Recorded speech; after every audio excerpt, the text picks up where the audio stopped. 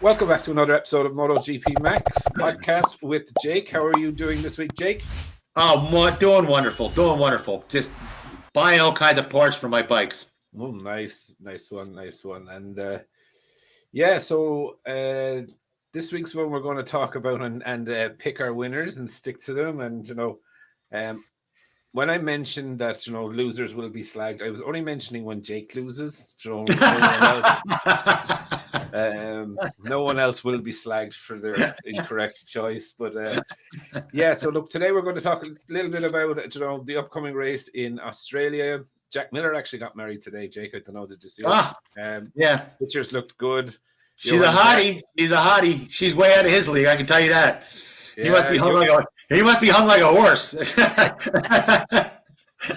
Johan Zarco was looking pretty hungover this morning on one of the pictures that I did see. But just to want to wish him all the best for the future. So key to it, happy life is happy wife, isn't it? Yeah. And look, Joe, I do want to just touch on another thing. Unfortunately, last weekend in the BSB, Chrissy Rouse lost his life. In an accident, and just want to send our condolences and best wishes to his family, friends, and anyone that is close to him. He will be an absolute massive loss. And also, I do want to send best wishes to the Supersport 300 rider that was injured yesterday. I believe he's in a critical condition in Faro Hospital today. So everyone is hoping that he will get better soon and hopefully pull through this. But with that, we do want to talk about MotoGP this week. We're going to also talk about World Superbikes that were on this weekend in my holy grail track, my favorite track in the whole wide world of Portimao. A roller coaster. Look, man, I still have the lap record on the Ford Transit around that track, But yeah, look, MotoGP this weekend, championship down to, I call it the BSB shootout now. Do you know what I mean? Like there is balls to the wall. You got to fight, but rule number one, you got to finish. Do you know what I mean? You can't crash. You cannot injure yourself. We have Australia this week, and then we have Malaysia the week after. So again, you can't go nuts in Australia and damage yourself too much for to head to Malaysia, because again, look, you're off the bike on Sunday and you're on the bike on Friday again, so there's no real recovery time there. But yeah, what do you think for Australia, Jake? I always love Australia. It's a fast flowing track. It's as long as but Australia, one, it can have bad weather, or two, the tarmac seems to be, I don't know, it seems to be moody. The tarmac, it can change. Like some years it seems to chew tires like there's no tomorrow, and other times it's fine. I don't know if that's the weather coming off the seashore, the salt getting into the tarmac. Does it chew up the rubber? I don't know, but it seems to vary greatly, and it changes a lot with heat. I just reckon it's just not a track you want to crash on. Oh no! It has a lot of high sides in that track. You notice that? It does, and like I kind of expect Aprilia to be a little bit lost when they get there this weekend. Like they were a little bit in Thailand. Again, they had no data, no relevant data for the bike. It's kind of another thing, and I know it sounds really bad, but it's kind of the reason why I think Yamaha might be okay this weekend. Yeah, bike hasn't changed too much since the last time they were there. So the data could be relevant. You got poor Christos pulling his hair out because he loves them Yamahas. I mean, he's on the cusp of being a fanboy. You know what I mean? I love him to death, but he's like right there. He gets out of his fantasy starts to float away. Yeah, but he's a great guy. I think most people don't understand actually that I'm actually a huge Yamaha fan. Yeah. Right? And it's probably the reason that I'm so hard on them. Is like every time it's just like, Joe, I want you to win, and it's just not happening. Yeah, But look, I think it'd be good. But I think I think Mark could be out to spoil an awful lot of people's parties, Mm-hmm. and not maybe in a race winning mode, let's just say, but he can certainly get in the way. You know, God, it is just so amazing that with such a crap bike that he can do so. I mean, be competitive at all. He's still saving that bike like every corner. You're looking and go, Jesus God, he's like a monkey. You ever see that monkey that rides a bike and he's that monkey. He's an octopus. He has 8 limbs. He made a deal with the devil. Do you ever see the deal with the devil where you say, I want to be the best at something, but there's always a catch? That's what he did. He made a deal with the devil, and he said, you're the best there's ever going to be, but then we're going to stick you on that shit crap handling Honda for your whole career. That was a catch-22 that the devil gave him. Possibly. But look, I think he's not fully fit, right? And like he openly admitted during the week that the wet race actually in Thailand saved his life. Now, I think saved his life is probably just the translation out of saved me from being physically drained at the end of the race, right? But I'm still worried about him coming back. I still think, okay, muscle memory on the bike. I do believe that he should be on some sort of superbike. And what I mean superbike, I don't mean a world superbike or a British superbike, because I thought you meant a world superbike. That's why I was laughing. I thought, my God, you're going to put him on the world superbike, but the Honda world superbike is the worst handling bike in world superbike. Talk about a catch-22. It's not about handling. It's just miles on the bike, right? And I'm fully aware that we can't put him on or no one could put him on a world superbike, British superbike, Moto America superbike, because there's technical regulations there that forbid them testing those bikes. I was going to ask you. I know. Put them on slick tires. Do you know what I mean? Mm-hmm. Do up a bike to the regulation, or that is not in line with the regulation. Do you know what I mean? That is and just leave him do thousands of laps. Let him go to Catalonia. Let him go to different circuits and just work the muscle memory, and then come back. Like, I still think probably Malaysia and Jerez would have been, or Malaysia and Valencia would have been the 2 tracks where you would like to see Marquez come back, and then he could give meaningful feedback, and he'd be up to strength, and he's not worried about his fitness, and you know what I mean. But now, I'll tell you something. Being around athletes and being an athlete for so long, and seeing so many injuries, one of the things it is, he takes those opioids, those painkillers, before he goes in a race. They do amazing things. Not only do they stop the pain, okay, but they can stop the pain and without interfering with his reflexes. He can make those it'll bring his reflexes back to normal. Won't make them better, but if you dose correctly, it'll take the pain away, take the inflammation away, and bring his reflexes back to normal. As long as the pulses, the impulses to the brain are the same, is dose correct? For that short amount of time, he's almost back. He can almost be back to 100%, unless there's a muscle impeding. Yeah. Now look, he did openly admit, like, for Thailand, that his arm was not good when he woke up for Sunday race day. Like, warm up, he said, like, it wasn't there. There wasn't the same feeling in the hand. It was stiff.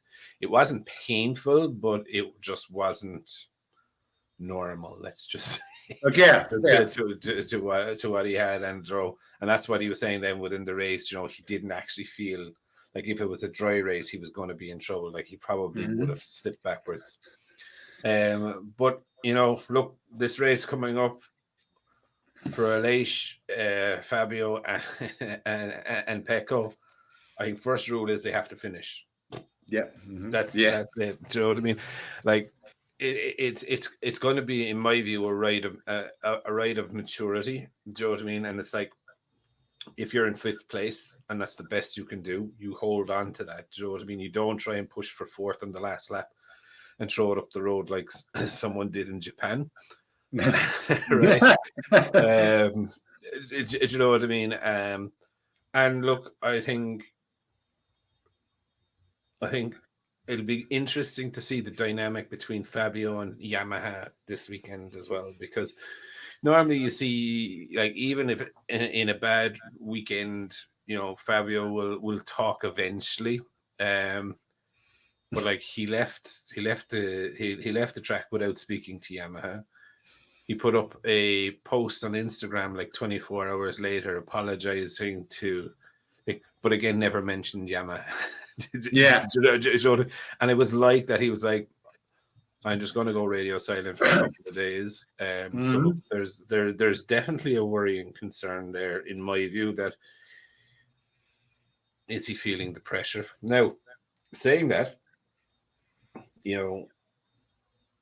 Aleix is a very outside chance of this. Do you know what I mean? And he could be the person feeling the least amount of pressure in this pressure cooker, right? So, without a doubt.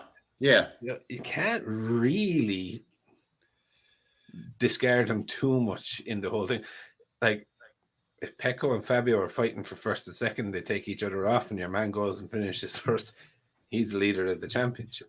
And the Aprilia is a great handler. Don't people don't underscore that the Aprilia is a phenomenal handling bike. It's right up there with the Ducati. Yeah. And look, I just think this weekend, with the fact that they have no data for the track, is a real disadvantage. And I know we haven't been to Australia in 3 years, but like is it 19? Yeah. So this would be, I think it's 19. Yeah. Yeah. So we weren't there in 2 years. So this would be the third. Yeah. So like Ducati, okay, the bike for the 20 and the 21 has changed, but they can reference what the 19 was off the 20. Do you know what I mean? But like Aprilia have nothing. Like they have nothing. Like they're lucky. They have luck. They're lucky they have nothing. So I just think this race is going to be a bit of a struggle for them. Then, like, to go to Malaysia, yes, they have testing data from the start of the year, so they have relevant data for that. And for Valencia, again, they had a small test at the end of last year, so again, they have something there anyway. But I just think this is kind of a bogey race for Leish. But if he goes into that with a mentality of just bide my time, cool my jets, do you know what I mean? Just ride to finish this race. I think he he could be in a strong position, and like Pecco goes and wins 2 races, it's going to be hard for Fabio. Do you know what I mean? Then, but get this, Phillip Island can turn into a survival race real quick. Right? I believe it was 2019. Cal Crutchlow was going to be on the podium, or was it second? He was going to be, and. Yeah, I was going to win, right? And why? Because 5 people crashed in front of him. And then he crashed. Exactly. It was 2019. Okay, yeah. It was 2019, yeah. It was on the Ducati. It was on the Ducati, wasn't it? No, he was on a Honda. What was the year before that he was leading on the Ducati? So he was leading. He crashed into Honda hairpin. Oh, okay. It could be. All right. Yeah. I'm kicking 60, so I don't know, and I've been hitting the head a lot. So I'm sure someone will correct us on this. But he did crash into Honda hairpin leading. I do remember that. Yes, I remember that. Yep. And it comes to, I suppose, the all important picks. So I do want to go through some of the comments that we've had. So Sophie believes that it's going to be Aleix that is going to be world champion. Richard Miner believes it's going to be Pecco. And his base off that is that Yamaha are seeming to struggle towards the end of the season. He believes Aprilia is choking a small bit. I just think they just have no data, so I think so. Look, he's going to go with Pecco anyway. His pick is nailed to the mast, and we've called it out. We've called it out on video now, so we can't re-edit this. Nick Ramsberg has said, if you go on pure performance, it's got to be Pecco, but I believe he'll crack under pressure. Lewis Marsh believes it's going to be Pecco. Your famous friend Christos has just Christos. Jake up. It's going to be Fabio. Boy, is he going to get a shock? Yeah. If you see the Alan Green, if you see the performance of Fabio and Yamaha in the last few races and the performance of Pecco and Ducati, I must say Pecco has a much better chance of winning the title. Alan Green is the best Honda fan I've ever seen on here. He really is. He's like so realistic, but he's a hardened Honda fan, but he's not like he isn't a fanboy in any way. Go ahead. I'm sorry. So that's Alan Green. Peter Lewis has said Pecco and Mir for next year. That's a really interesting point. We should talk about Mir for next year. Sunday Ride Texas has said Fabio not 100%, but this is fun, or that is the fun. So Sunday Ride Texas, you said Fabio, you're not 100%, but it is 100% that you're locked into Fabio right now. Again, Christos has come back another one. Fabio doesn't necessarily need to win anything. As long as he stays ahead of Pecco, it will be in the bag. And I suppose it's the same for Pecco. Pecco doesn't need to win. He just needs to stay ahead of Lester Beadle is going to say Pecco. Lillian P is just going to say, I'm putting a $5 on Alex to win, or Leish to win. Leish? Yeah, I do want to know where you're from, Lillian, because that's a very Cork and Irish saying that I'll throw a $5 on someone. I love the English language. So and that is about it. But I suppose burning question, Jake, who are you going with? Now this will shock Christos. Okay. Now, even though everybody says, "Oh, aero and ride height is affecting the bikes," Marquez is living proof that the rider is the most important performance part on a machine, on a MotoGP bike or World Superbike. And I say that Fabio is going to pull it out. I think his consistency, he's not going to crash. He's just going to he's like a metronome. He's going to go. He's good on bad tracks. He's good on good tracks. I think they'll go back to the old chassis because the new one seems to be having problems, teething problems. That's why he's PO'd. And Pecco, he doesn't do well in survival tracks. He starts to break. He starts to get paranoid or worry too much. He keeps saying, I'm going to crash, I'm going to crash, I'm going to crash. And I'm going to take Fabio because of that. I'm a tech guy. I have no brand affiliation, but I'm going to take Fabio because of his riding abilities. Pure and simple. So you're going to pick the oldest bike in the grid. Yeah, the Yamaha is the oldest bike. It is inferior to it's inferior to the Ducati. It's inferior to the Aprilia, but he's going to ride around it. He's going to just keep plugging away and make enough points. I think it's just Pecco's going to screw up as more than anything else, and then Fabio's not. It breaks down to that. Plain and simple. Have you checked the weather forecast for the weekend? No, I have not. Okay. So I'm going to go with Pecco for the championship. Mm-hmm. And the reason I'm going to go with Pecco for the championship is nothing or no hard and fast reason, only other since 3 months ago I wrote him off. Publicly wrote Pecco off, saying whatever it was, 60 or whatever points behind and not a hope. So I'm trying to redeem the humble pie that I've been trying to eat, or have been eating for the past few months. Well, if I'm wrong, let him go back and win the whole championship and then make me look like a right feckin' Egypt. So that's where, but no, in all honesty, yes, Pecco does have a mental block when it comes into pressure, but then saying that, last weekend's race was a very much survival race, and he did survive. Yeah, I thought when Marquez went down the inside of him, I was like, "Oh, okay, corner, he's going to crash anyway." And he didn't, and that was luck. Like dodged a bullet, you know. It was possibly luck, but I just thought, you know something, I was wrong about him once. Do you know what I mean? Now I'm going to give him the old backing and benefit. And look, realistically, with the championship starting for 3 rounds, do you know what I mean? It's game on now. Do you know what I mean? And one mistake from any one of them is game over. Do you know what I mean? So let's just hope that one of us is wrong anyway. And by the way, I had a solution. You know, I'm a Marquez fan. But the way he runs into people, I think they should just hang tires over the side of the bike like a tugboat. So you just, you know, just you imagine the bike, just so the tires, they bounce off the tires, it won't be so bad.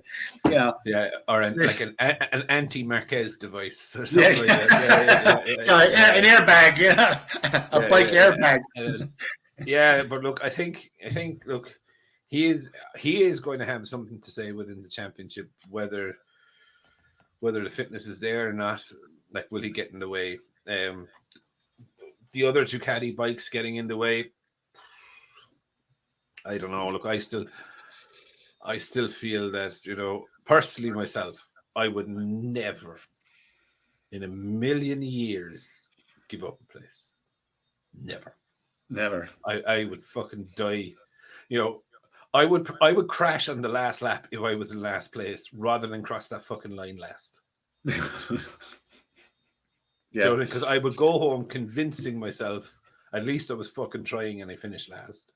Do you know what I mean? Whereas, look, I don't know, it just could be different.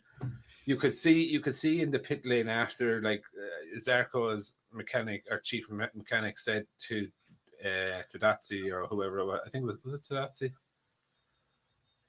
Tadazzi, yeah, he could have won this race. Do you know what I mean? And then another one said to Gigi, what Gigi wants, Gigi gets. Do you know what I mean? Yeah. Or what Gigi says we do, or whatever it is. And it just doesn't sit easy with me. Do you know what I mean? Because with motorbike racers, you could just, it's not like Formula One. Do you know what I mean? No. There's no major team orders. Everyone is out there from themselves because the risks are so great. Yeah. And motorbike racers, bike racers are tougher than car racers. I'm sorry, they are. It's like they're just more manly, tougher. You're riding a bike, you're out there. There's no nothing. I think when you fall, you go down, you hit yourself. You know, you take more risks. I think like, yeah. Look, people in Formula One. Look, there is the other side. Jesus, if you look what happened in the Japanese Grand Prix today, right? There was a safety car and the fella was pitted and he was catching up, but just before he got to this corner, they red flagged it. But he went through the corner. When he went through the corner, wasn't there a fucking digger on the track again? like a couple of years ago when that fella hit the back of Bianchi hit the back of the digger, right? The digger was on him. And like, what's a digger? What's a digger, pal? Or a crane to remove the thing, so it's like a JCB thing. A real digger. Okay. Yeah. It's a nickname. And you know, no, look, he didn't hit it or anything, like, but like, again, and then he came over the radio and was like, "What's the digger doing on track?" And the FIA then were like, "Oh, you were speeding. You shouldn't have been speeding." He's like, "It's not the fucking point." Like, do you know what I mean? There's a digger on a track that killed a guy a couple of years ago because he ran into the back of a digger or he hit the back of it or whatever. And you're like, you know, and you're strapped in, like, in those things, you're strapped into the car and you can't move. Like, so if you're hitting straight for the wall or the back of the digger, you can't even pull your head down, like, do you know what I mean? Yeah. And so, like, I do believe they all accept that there's some sort of risk. Motorbike riders understand I'm going to get hurt. Do you know what I mean? And they want to get out and race again the next day. And look, it is a different mentality, but I just look at it and I just like going, you know, you're out there for yourself. Do you know what I mean? There's no ship to shore radio. There's no thing for strategy. Do you know what I mean? the rider has to make the choice. Like the light comes on to say you're using too much fuel, you need to back it off, Joe, to go down through the mapping or whatever it is. You know what I mean? But it's the rider's input and it's the rider's decision. I don't like the fact that they're telling him, so leave him win or this, that, and the other. Because for me, and look, again, I'm only talking like in the time that I won championships. You know, if someone turned around to me after, whether it was right or wrong, and said, Joe, I let you win 3 races, or I didn't pass you purposely, so you get points and you won by 5 points. For me, I'd be questioning the authenticity of my championship. Did I actually win it, or was I left? And I see Pecco's coming out and he's saying, no, I want to race people. And whether he's just saying that as a front, or whether, and I don't believe he would be two-faced like that. Do you know what I mean? I think Ducati are kind of like, we spent a couple of $100 million trying to win this thing. We're gonna make sure you win it. Yeah, you know what I mean? any other factory would do the same. They would give. Yeah, it's not just Ducati in general. But look, I just don't want. It's the start of that slippery slope of team orders. Do you know what I mean? And look, for me, I just don't want it to win. I am excited actually this week to see Mir, see how he does this weekend. Again, I do think it's maybe a little bit early. There was no need to rush, and being the place that it is, there's no need to come back there if you have a limb damage. Do you know what I mean? Because the first thing that's going to snap when you get fired off on the high side is probably your arm, your leg, or whatever. So definitely just want to think. I think it'd be good for him, but I just hope he cops on and just realizes and remembers that this is a comeback race. It's not I have to finish first. You know? Yeah, I think he's just doing it out of the fact that he has friends in the team. Because why would you take a big risk when you're going on to a new team the next year? Yeah. And okay, maybe it's him just trying to be race fit for when he throws the leg over the bike in Valencia. I don't know, but look, we'll wait and see with him. So I think that's MotoGP. We've had a good chat about that, but what about your fan, by the way? Oh, yes. So, yes. So there's something I want to try and figure out who this person is. So I'm not sure most people know, but I also put these podcasts out on Spotify, Apple, Google, yada. But there's a person in Boardman, Oregon, United States, that keeps watching the show, and he is the top listener on one of these podcasts, or top repeated listener. But I have no idea who it is. So if you're watching on that, come over to the YouTube channel and say hello. Because I'm absolutely dying to figure out who it is, because there is more listens from that. Are you going to tell me now it's you, Jake? No. I'm outside of Philadelphia. So okay. Yeah. So look, whoever you are, come on into the YouTube. Yeah, we're friendly. Come on over. Yeah. Crack a beer, and look, we'll have a chat. But enough with that now. Let's get on to the World Superbikes. So, what do you think of today's round in the beautiful Portimao? Oh, the Portimao is a rider's track. I mean, plain and simple. And it's coming down to the wire. Bautista, it's his championship to lose. Toprak's riding 120%, but all the bikes are pretty equal, except for the Kawasaki. Let's put it this way. The top three are pretty equal, except for the Kawasaki's lacking in power. They got 2 fines for being too powerful. Don't get me started on that with doing it in the rules. And I hear that they're going to give Honda and BMW concessions. So by next year, they'll have, supposedly 5 bikes all competing. But it's really a close. This year has been super close. I hope they don't get Dorna doesn't get their fingers in the pie, because it's one of those, if it's not broke, don't fix it. But the race, Toprak was just riding his heart out. I mean, he was making up 3-4 bike lengths on the brakes alone, just on the brakes. And if it wasn't for that, he would have been. Then nobody could have caught Bautista. Bautista was flying down the straight. He was getting. He's not only going fast down the straights, but I think the Ducati has found something where they can go around the bends quicker too. They're handling better. Yeah, it didn't look. Bautista's bike didn't look as rigid. There looked like there was a bit of flex within the bike in the turns, right? And this like Portimao, it's a beautiful track, absolutely amazing. But again, the power of the Ducati. I was looking at poor Ray there at one stage, and he was coming through the last bend, and Bautista was like, I think 3 or 4 bike lengths behind him in the last bend, and there's a raise up onto the main straight of Portimao, and the distance between coming out at the last bend and to the bottom of that raise up, it's only about 200 meters. It's not a lot as they're already traveling at a high speed. But Bautista was already alongside him at the bottom and had passed him by the time they went up over it. And then he continued to pull another 4 or 5 bike lengths from Ray.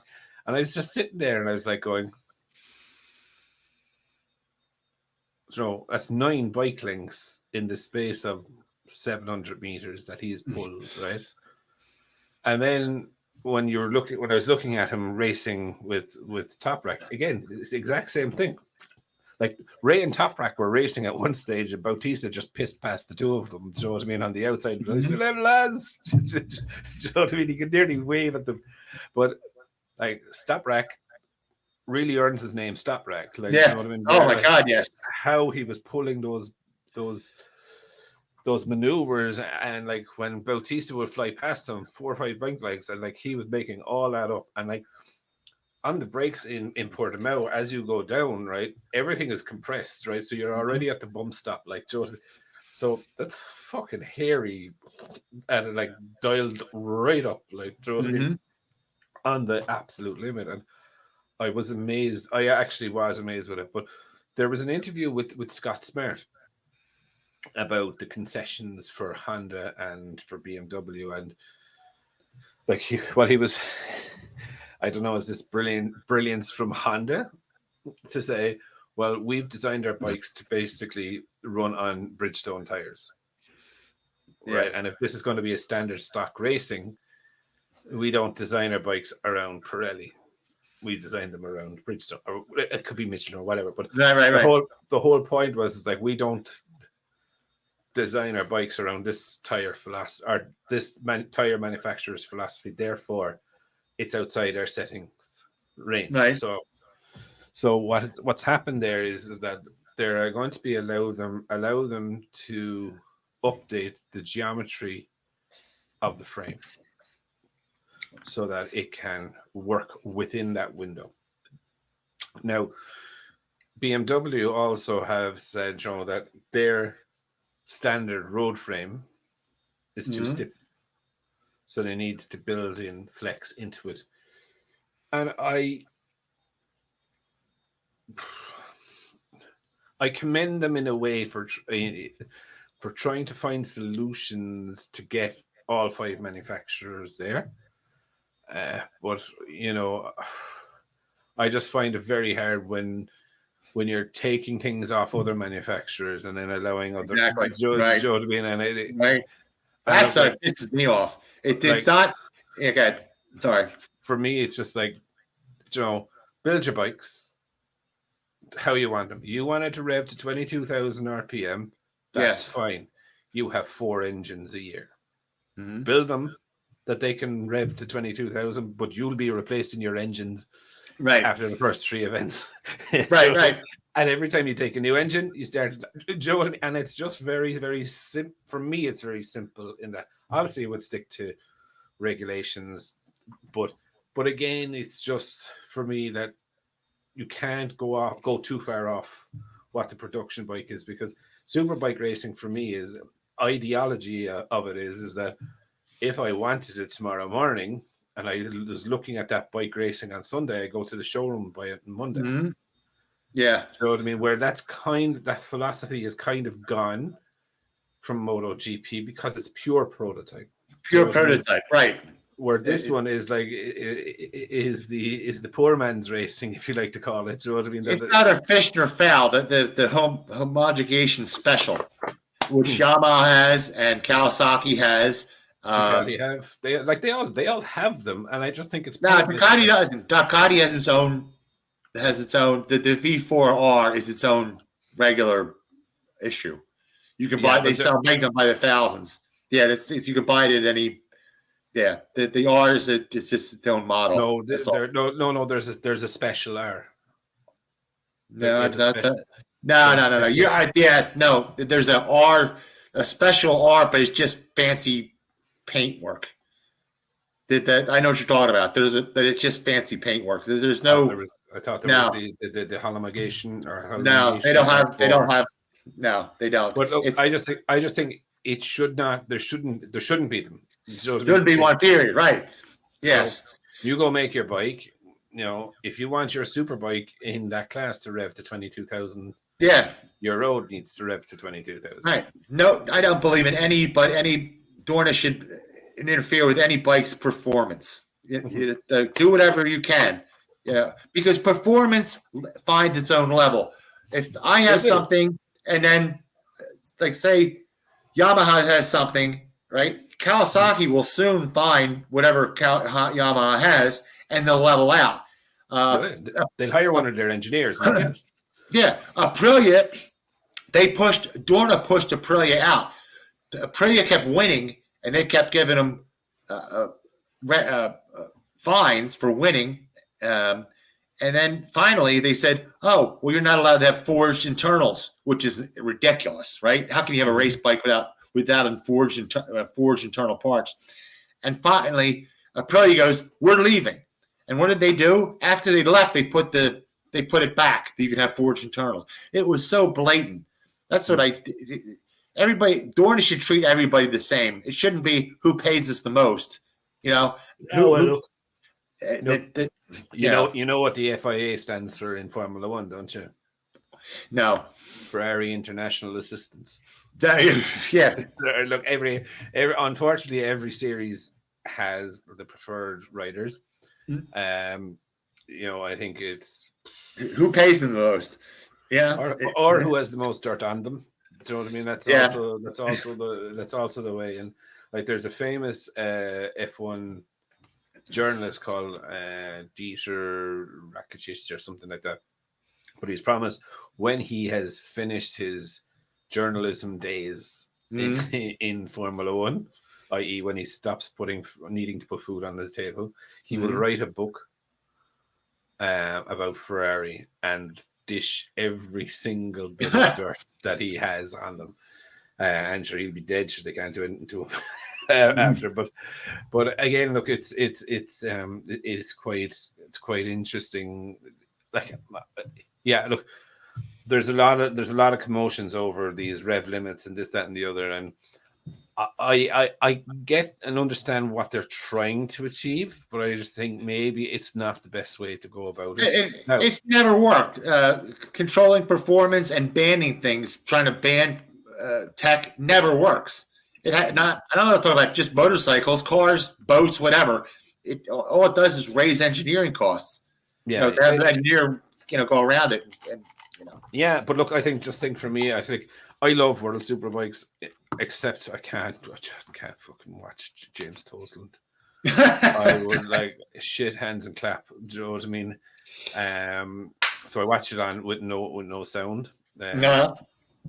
But look, I just think with it, it's really, really interesting to see how they're trying to figure it out. I get what they're trying to do. And Scott Smart is a very smart individual. So like, and I understand it, but look, I think like I would just prefer to see it there just be stock superbike racing. Do you know what I mean? Like, how much is a superbike to buy? It's $500,000. There's no, do you know what I mean? The chassis as well, the all. Do you know what I mean? I owned a superbike team, by the way, AMA Superbike. I literally bought an EBR 1190 RS right off Mid Ohio. The announcer's going, Jeff May's bike is going to somebody. The bike is not his anymore. The bike he's riding is getting pulled off and sold to a customer, and that was me. All right. By the way, it was not a great bike. I don't care if it was a factory super bike or not. I had builds that I beat our own build, building the super bike that beat the factory bike with a Buell. Oh my God, a 1420cc turbocharged Buell, and it beat it because it would handle better, even with that crap engine. But anyhow, but that's. But I just suppose for me, it's like if we went away and we took Johnny Ray's bike and we put it next to a showroom bike of that. Now, look, let's take out the racing electronics and this, that, and the other. And if we started with the wheels, are they the same? Are the brakes the same? Which they're only the small parts. But like if you go into then, how much have the suspension been changed? How much has the frame been stiffened? Is it the same swing arm that it's on? Do you know what I mean? And then like, how relevant is that bike to the road bike? I'll tell you what. Take a look at Moto America, which has a bone stock or stock 1000cc class, and then it has the super bike class. It's a lot closer than you think for times. But you even know it from like the Isle of Man TT, right? A lot of people take their stocker bikes out because they can't afford $100,000 to build a fucking super bike. Do you know what I mean? And maybe over 37 3/4 miles, it might be 2 seconds worth of difference. Do you know what I mean? So like for me, then I'm like going, okay, look, if people want to reduce costs, go back then to like engineering a good bike. Do you know what I mean? Not re-engineering. Now, look, it's very hard to build a race bike for the road and a road bike for a race. I completely get it. I've done both. But is it not? Like, are those two bikes completely irrelevant to each other? Do you know what I mean? Because is 95% of that bike re-engineered? And if it is, it's a prototype. Yeah. Do you know what I mean? Which goes against what the whole point of superbike racing is, in my view. Just to clarify, because a lot of people ask, when you come to a World Superbike chassis, okay, the way the rules are now, you can take away from the chassis. You can add to. I've got it backwards. You can add to the chassis, like you can make it stiffer, okay, but you can't take anything away from it, like make it flex more. Yeah. That's the problem that the Honda CBR 1000 RRR has. They are too stiff.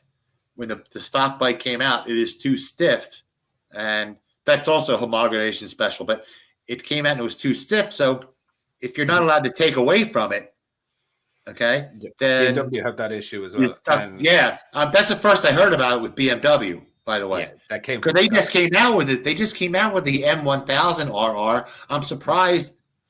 Like that came from Scott Smart's own mouth today. Yeah. So, but you see what I'm saying? Since they just came out with a new bike, I'm surprised that it wasn't already. It was supposed to already be flexier. So that really shocked me. Yeah, but look, that's where it is. But like, I think the racing is superb, right? And look, like he had 2 wins over the weekend, and Bautista caught him in the last one. It is Bautista. I think you're spot on. It's Bautista's championship to lose. Do you know what I mean? But I just love Top Rack for being Top Rack. Do you know what I mean? It's like I just go and try and win, and that's it, and it's all I can do. And it's just like, doesn't give a fuck. just like I'm just going to try my hardest, and that's it, and try best, and way off we go. And I just think. I think it'd just be very, very interesting to see how this one ends up. It is a shame. I will call it a shame in the way that the Kawasaki is uncompetitive. Has been so uncompetitive. Like Ray. I think it's May this year. It handles well. It's nimble. Right? It's nimble. Yeah. But it It's the only bike that, it's the only bike that still has the long stroke combustion chambers. Like it has a smaller bore, but a longer stroke like they used to back 10, 15 years ago. It still has that. Yeah. So I think, look, I think a question is going to be asked to Kawasaki. Is it time to build a new bike? But they just built a new bike. That's the thing. Old engine, though. Yeah, I know. But why they didn't change that, I have no idea. The only the only thing they did was put in can feelers in it. The fingers. That was the only thing they did between the new one and the old one. So, but look, I just think it's quite interesting just to see how things go and shape out. Like, there's so much controversy about whether you're a Ray fan or whatever. Like, if you're a Ray fan, you're really pissed off about the rev limit. You know, if you're a Bautista fan, you're like, well, then tell them build a faster bike. Yeah, do you know what I mean? And look, I just think like there is no denying, even looking at it in Portimao today, right? Whether it was the Yamaha or the Kawasaki, when the Ducati came out of the last turn, it was able to make up 7-8 bike lengths on anyone. Yeah, well, without a toe. I'll tell you what, though, that was the biggest difference in speed I've seen throughout the year, though. This particular track, they really had a hell of a drive. This is the biggest differentiation I've seen all year. But you could slightly see it in Manicure. Was it Manicure? What was the last one? Manicures? Last race. Yeah, there wasn't that much in Manicures, right? But here, it was huge. You could see it just at the very start coming out of the corner, out onto the. You could see the pull there from the Ducati. Top end wasn't as much, but today I was just looking the announcer had stated, they said it's not that the Ducati has so much more top speed, it's the fact that it accelerates so much faster. It's not that it has so much more horsepower, but they get it to the ground and get it off the corner faster. Yeah, MotoGP could take note of that, by the way. Yeah. Before. And Cristo, by the way, that's because they have a V4, not an inline 4. just to clarify for you, bud. You know, I'm always busting his shoes because he wants it to be an inline 4. I'm like, Cristo's, it doesn't work that way. There's a reason they got rid of the inline 4s, years ago, and every other form of racing. Oh, we won't kill him too much on it. We'll kill him too much. We like him. He's a good guy. Like him. We do, yeah. But look, it's definitely it's definitely going to be interesting to see can stop like man, and I know I'm going to go off a little bit of topic here, but like look at Top Track on the brakes today, right? Oh, I know it looks like Marquez, doesn't he? Like old Marquez. And look at Morbidelli the last day. And you're like, why? Why? Yeah, like, come on. Can't you just switch them? I mean, like, why not? They're both factory teams, right? Yeah. Yeah, but look, that's no disrespect. Or they could switch him off for Gerhoff or something like that, No, Gerhoff's actually taking Laverty's seat in BMW for next. Yeah, I know. Yeah. He's big, by the way. What's with BMW? Gerhoff is pretty big. They had saw a story on him. At 5% body fat, he was 157 pounds. So his walking around weight has to be roughly around 170 pounds. What is with BMW hiring all these big riders? I don't get it. Interesting. That's interesting, actually. And there was actually a small rider called Eugene Laverty that hired him. Yeah. But when I was in free practice, we were always talking about the Ducati being so fast. You know who blew right past the Ducatis and everyone else? The Honda CBR, that 1000 with Lacciona. Who really KTM left? They really missed the mark left leaving him go. Man, he's a good rider. I would have loved to seen him actually instead of Bradle on the MotoGP Honda. Yep. Yeah. I think he would have, but I think he also did the right thing and declined. Yeah. Well, I don't know. He's young. He can bounce back more than injuries. Yeah, but he's young. Them bones are soft. Yeah, but look, I think he's a super rider. Yeah. And look, he's another one that didn't get treated well by KTM, and with Remy coming into World Superbikes next year, would be good to see how he goes. But also Agater, I'd be really interested to see how Dami Agater steps up next year into World Superbikes. Oh, yeah. Well, he looks really good because they really fouled up that formulation between the 800, the 1000s, and the 600s. Like, they restricted the 800s and the 1000s so much that the 600s are actually faster than either one of them. They're faster than the 800s and the 1000s. It doesn't make any sense. In fairness, well, look, the Triumph won this weekend. And it was a legitimate win. But it was the only one. Yeah, and it was one out of three. Manzi has been starting to come back. I think he's taken a couple of podiums in there, so he's in there, right? But I was looking at the Ducati specifically in World Super Sports, and he tended actually to eat him down the straight, but corners problem. Yeah. You know what I mean? And you can expect that it's a bigger bike. It should be power versus nimbleness, but the way they set it up. Look, Joe, I think it's their first year getting it. Do you know what I mean? Yeah, they did apologize. They said, we apologize for screwing up for this formulation, but then they didn't change it. Which, No, they can't. You can't change your regulation throughout the year unless it's on safety grounds, and all teams. Yeah. Well, you had started, but it was so late, I guess. So if I'm on a Yamaha, or I run a team in a Yamaha, and you want to change it to make it more competitive, I'm like, sorry about that, Chief. Make better technical regulations yourselves, don't you? Yeah.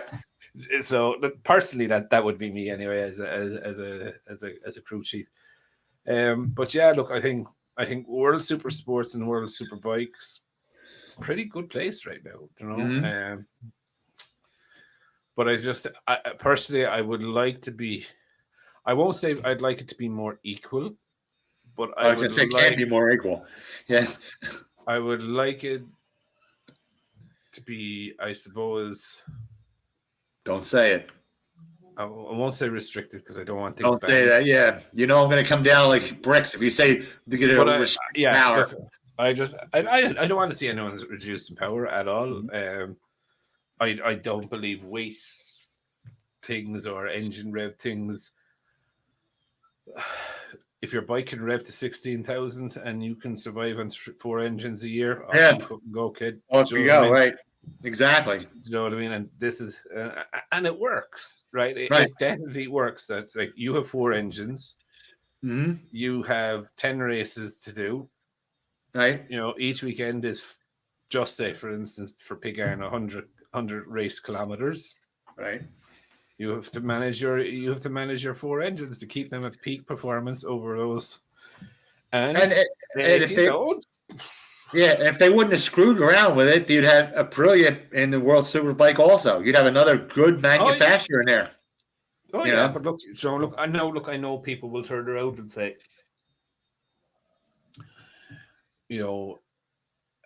what happens if someone crashes and they break a casting or whatever? And you're like, that's fine, just take the internals under. Like I remember when I was racing, at the end of the year or at any point during the year, scrutineers could take my engine, strip it. I would then have to get an engine builder to rebuild it under the watch of the FIA or the go-kart or CIK. Yeah. Scrutineer. Do you know what I mean? So I don't see a problem with if people crash and they break an engine casting. Yeah. Okay.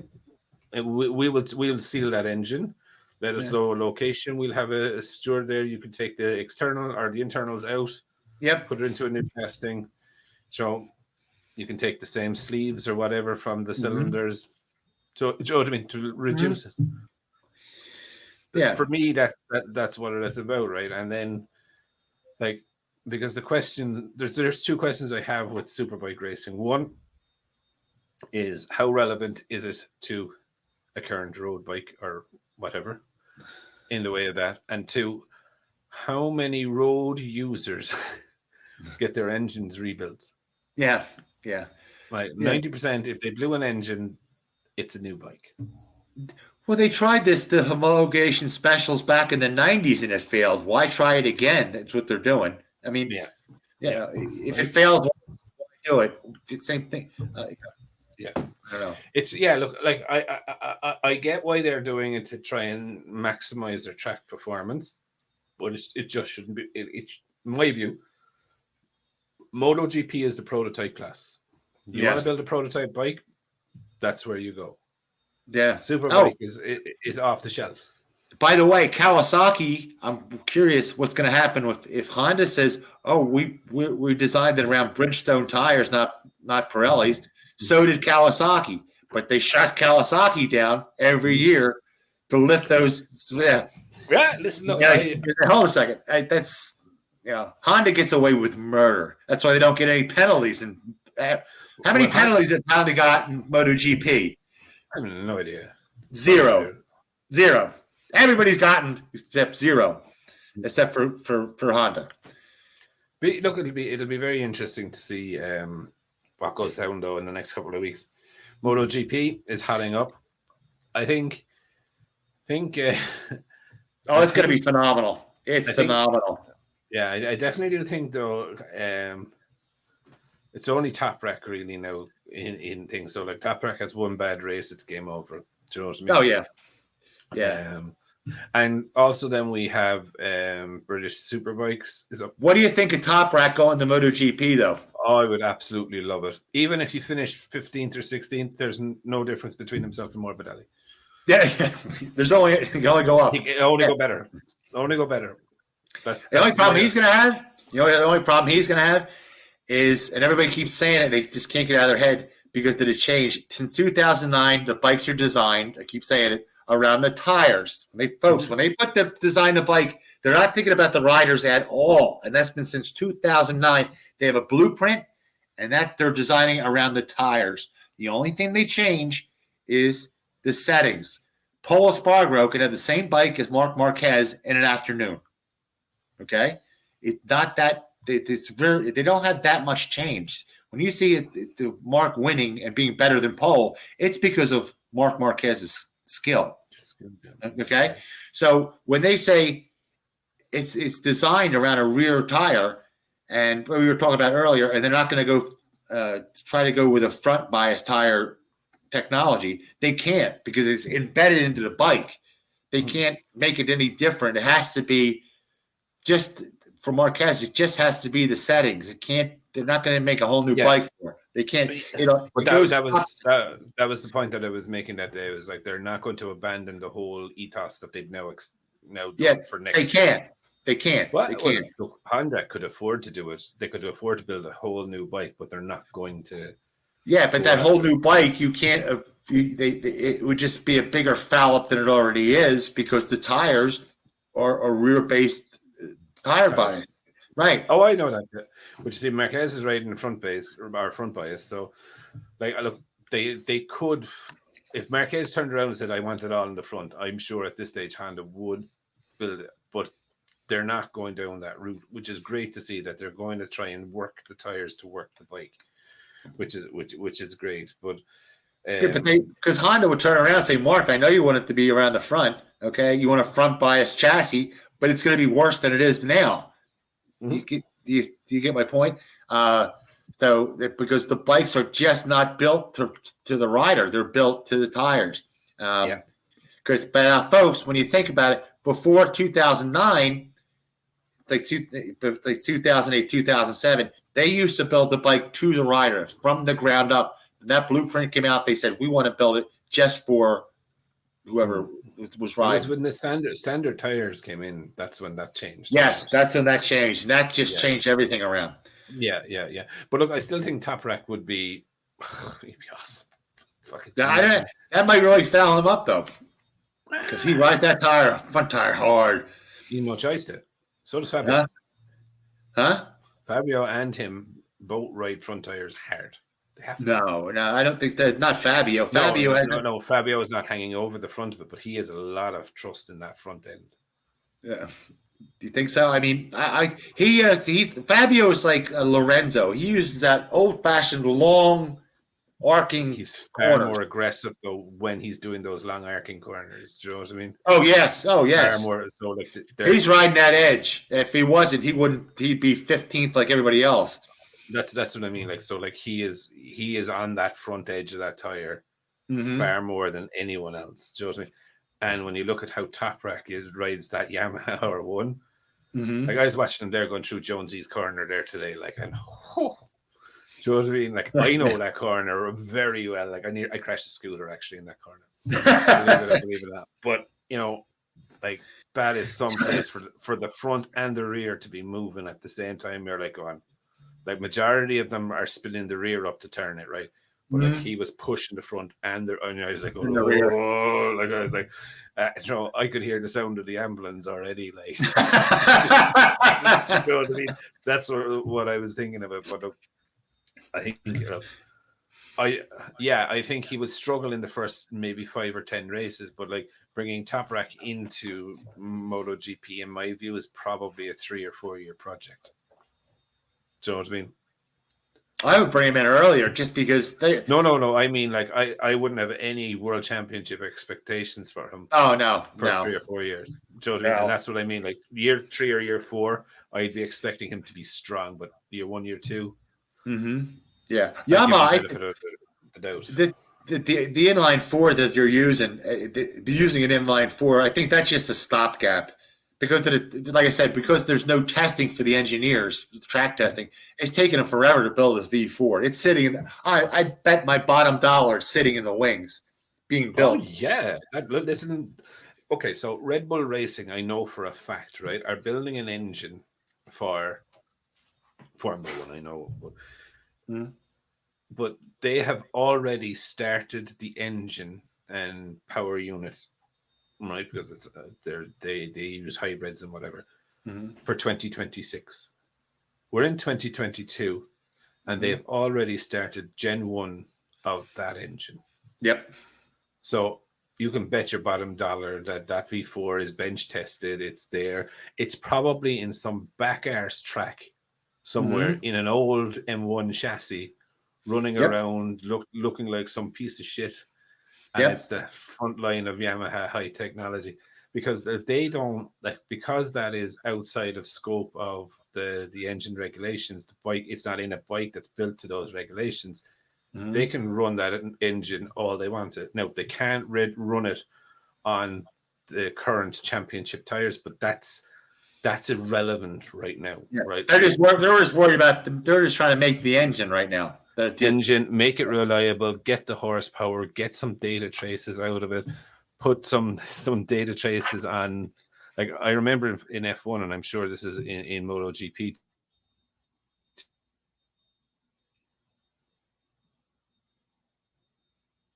Hello. Jimmy? Yeah.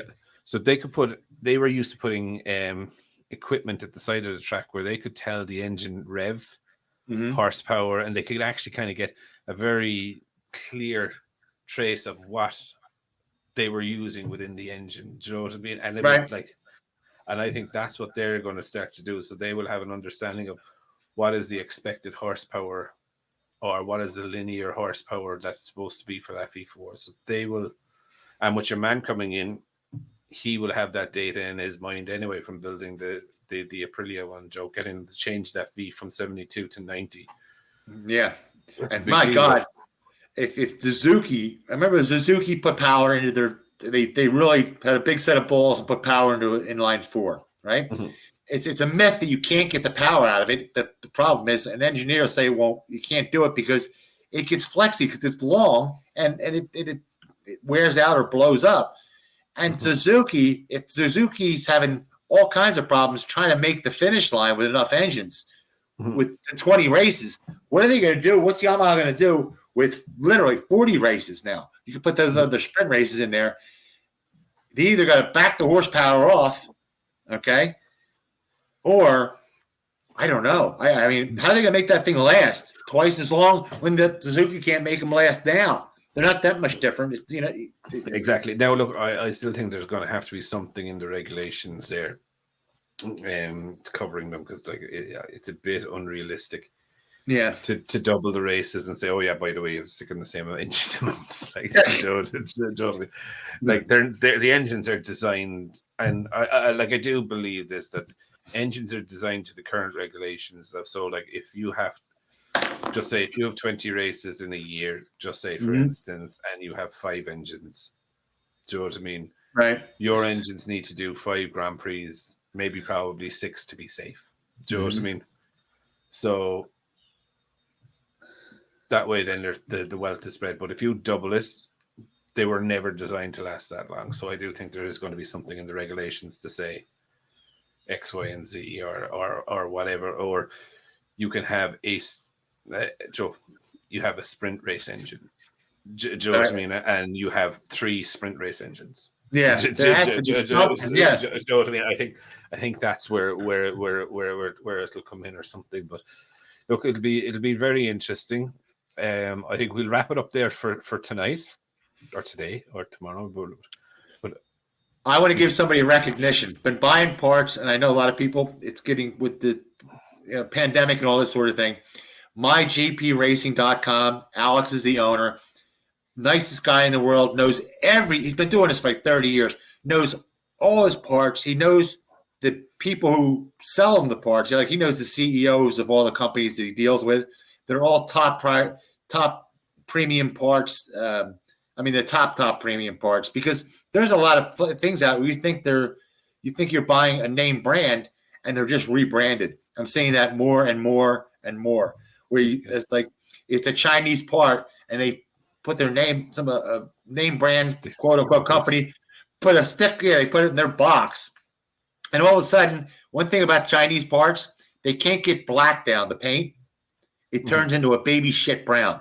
So you think you got a name brand part, and hey, what's going on?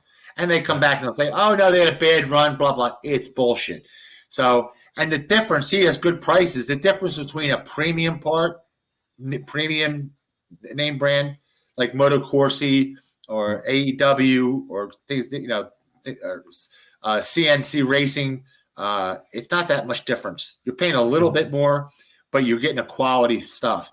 And if you call the guy, you're talking to the owner, and he doesn't beat you up on shipping, or he doesn't tell you it's 3 months because he's actually doubling up, trying to get 12 orders together. He's gonna he orders your part right then and there. You don't wait. It's just a good place to go. But it has to be, get this, it's Ducati parts, MV Agusta parts, or Aprilia parts. Motivation accessories is what I deal with. Does he have much in RS 250s? No. Yes, he does. No, the guy got in it because he loves bikes. He has a whole bike collection. He was a pharmacist and has all these old bikes. In fact, I think he has an RS 250. He has like 20 different bikes. Get all the old stuff. He's just it's hard to find a good retailer or somebody to deal with that's on the level. So sure. I'm not getting any money for this or anything like that. I never do things like that. None of us are. Yeah. Hey, we are the straightest podcast and the straightest site on YouTube. We can tell Dorner to go pound sand. Okay, we don't have to worry about that, or Honda's going to call us and give us hell. Well, we don't probably care. Get a solicitor's letter from Honda. More ever have. And maybe Franco Morbidelli at this stage. Yeah. But yeah. But look, that's great. And look, it's always handy to know where to buy things like this, that, and the other. So yeah, big up to them. But that's America. Like that's an American thing. Yeah, because it's tough. Because not many people buy bike. Not many people ride in America. A lot more people ride in Europe, like per capita. Like if you're out of 100 people, one person might ride in America. Where you have 20 people. Yeah, we have better crotches that can take poundings. You see. And they're braver. I mean, Americans aren't brave. They're scared of their own damn shadow. They're still wearing masks, for God's sake. It's like, you're 85 years old. You lived long enough. What are you worried about? Yeah. You've seen that before. Yeah. Yeah, come on. Anyway, we will wrap it up there for today. Thank you so much again, Jake. We will be back again next week. And give us your picks. We want to, like I said, there's no such thing as a wrong answer. So we want to see them picks and subscribe too. There's no such thing as a wrong answer or a wrong pick until it's wrong. But look, thank you again, everyone. It was great to do it. Thanks for people who commented on yesterday's video to bring it into today's. And we'll be back again next week. All right, take it easy, folks. Have a good one. Bye now. Yeah.